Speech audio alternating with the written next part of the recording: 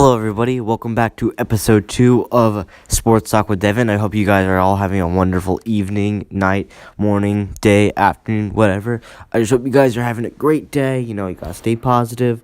So let's get into today's week's news. Let's start off with a big one. So just recently, Jim Caldwell, the Lions head coach, signed a multi-year extension with the Lions, which I think is a great move by the Lions. I actually like Jim Caldwell. I think how he styles his plays and his techniques are wonderful, and I think he is definitely going to help this Lions team in the near future. Going on to the Chargers, Jason Verrett, one of the starting corners, has another IR. It's placed on IR again. This is the second straight year for Jason Verrett to be placed on IR. Last year, I think he tore his ACL and was out for the entire season.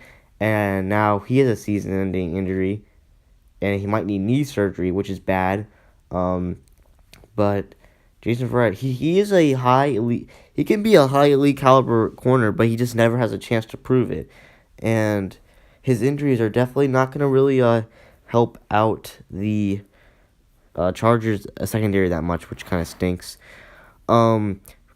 Terrell Pryor's kind of he says he isn't making as much production as I would think they would. The Redskins are not kind of happy with how Terrell Pryor's doing well, but it seems to Terrell that it doesn't really matter to him, I guess. But Terrell Pryor can be a very good wide receiver. Of course, if you don't know, he used to be a starting quarterback for the Oakland Raiders until he switched over to wide receiver. Just not too recent, but only a couple of years ago for the Browns, and he just signed a deal with the Redskins during this offseason. And this weekend is the first London game of the year, the Jaguars versus the Ravens. Don't know who will stand up, but I feel like both have very good defenses, especially the Ravens. I think they will come out on top. The Falcons and the Lions, both 2-0 teams. Both very good teams for that matter. They both seem to be doing very well, have smooth rhythm. But just because the linebacker situation over in Atlanta, I think that the Lions are going to take a W in this case. And then back to Ezekiel Elliott, his whole little controversial case hearing. It is now scheduled for October 2nd, which is in a couple weeks. And if on the previous week against the Denver Broncos, I believe Ezekiel Elliott got, I want to say 9 carries for 8 yards or 7 carries for 8 yards or something similar to that, but just poor job from Elliott. I mean, the leadership that he's supposed to show, he didn't do it, and I don't feel like this attitude is appropriate, especially off and on the field. You just can't be the captain on the field. I mean, you see him pout off the field when he's not getting the carries he's want, and I can understand why he's angry, but he's a team leader, and he needs to, kind of give, some spirit to that offensive line, because the Dallas Cowboys have a very talented offensive line, I'll tell you that. Janoris Jenkins, he might be out on the contest against the Eagles on Sunday. He had an ankle injury, which actually sidelined him from the previous Monday night game against the Lions. And then Amendola, I think Amendola will be back from his concussion. And then Rob Gronkowski is working his way up against the medical ladder with his groin injury, and he should be well enough to play against the Texans. So we have moved on to some of the more common news around the league. So let's get started with the Carolina Panthers. So in week 1, they took a W against the 49ers, 23-3. Newton didn't do amazing in passing yards, but definitely did better in completions and touchdowns and interception ratio than he usually does, which is good. We saw Christian McCaffrey get a little bit more playing time, which is good. I think he's definitely going to be one of the most productive players, definitely going to help us be an offensive powerhouse this year in the league. Then we got Kelvin Benjamin. Interesting enough, didn't really have such a big game in week 1. I believe it was a 1 reception for 25 yards, and one of the other receptions he got intercepted.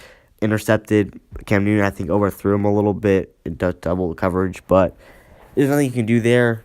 Graham Gano seems to be doing well. Our defense looks as good as ever. The front 7 doing their job. Shaq Thompson, Luke Kuechly, Thomas Davis doing what they do best.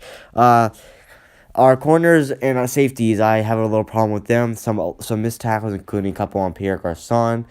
Um, Definitely playing soft coverage. I hope to see later this season if James Bradbury, Daryl Worley, people like Mike Adams and Kirk Coleman will definitely step up and keep this defense as one of the better ones in the league. So Jonathan Stewart, of course, he did okay as well. Devin Funches didn't really do much in his week 1 performance. Greg Olsen, interesting enough, I think he only got like 2 receptions for 18 yards. Speaking of Greg Olsen, we will get to him in a little bit.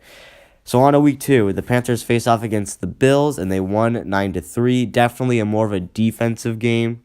I would say it's probably one of the most boring games I've ever watched in my life. Good God, it was terrible. I mean, by far, Newton did very well in that game. Although later, I believe in that third quarter, he went down with an ankle injury, but he stepped back up. Cam Newton being the durable, like superhuman quarterback he is, he stepped back in that game, and man, did he lead them down that field. I mean, he is something else. I'm telling you guys that. Sadly, in return of that awful win or slow win, we get a major injury to our offensive, and that would be Greg Olsen. Yeah, Greg Olsen is expected to miss 6 to 8 weeks due to a non-contact foot injury. This could be good or bad news. I mean, Ed Dixon, who is technically our second string, could definitely step up. I mean, this dude was, I believe, a starter on the Baltimore Ravens Super Bowl team several years ago.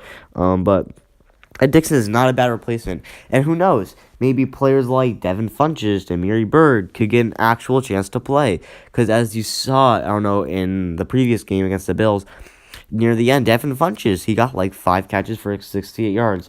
Sure, that isn't elite caliber numbers, but for third-year wideout Devin Funches, who I really see could be definitely a huge deal in our offense. I mean, if they just throw him the ball, I mean, he's 6'5", just like Calvin Benjamin, has the speed. I mean, he's fast. He can definitely be a major component to our offense. And I feel like people like Calvin Benjamin and Devin Funches have a chance to step up and definitely take this offense to a whole new level.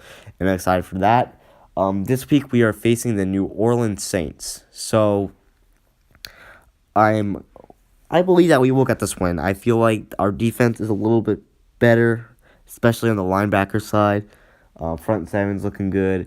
If Newton, Christian McCaffrey, I don't know, someone like Devin Funches, Calvin Benjamin, they can get a rhythm on this offense. If the offensive line can click, because for the past couple weeks, I have not been happy with the offensive line, especially that Matt Khalil guy from the Vikings. Not been good, and I'm not happy about how he's playing.